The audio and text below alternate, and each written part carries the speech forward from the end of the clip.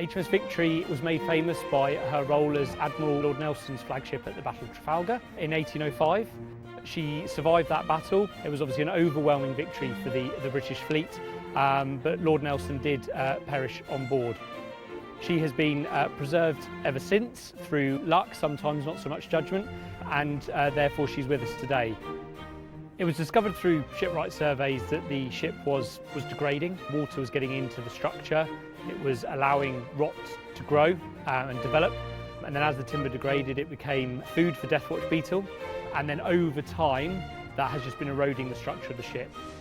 And so we've embarked on this project to essentially remove the external rotten timber, dry out the structure, and then we will replank and ensure that we stop water ingress in future. We're at the stage of the project now where we've removed a lot of the planking from the outside of the ship, which was rotten and allowing water in, and we've uncovered a lot of damaged frames. So the next stage of the project is to work our way forward to aft, removing the damaged frames, carrying out repairs where possible, and we'll be using oak planking and traditional methods to reinstate the ship to how she was during the Battle of Trafalgar.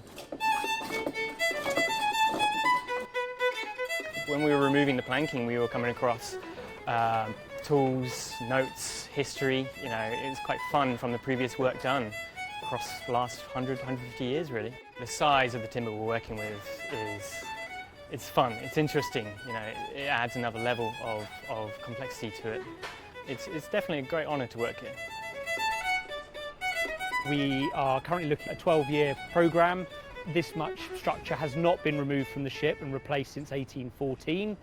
This conservation project is the largest conservation project in Europe after Notre Dame.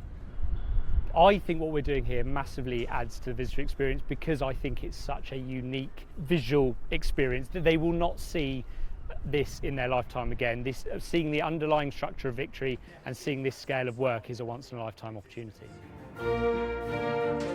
We think there's probably about 7 to 14% of the ship dates to the time of Nelson. What I think is really important to stress is that the ship is made of timber. Throughout her active service life, she would have been repaired, refitted, elements changed, but the more we conserve, the more our visitors can be sort of assured that they're walking in the footsteps of those 19th century sailors.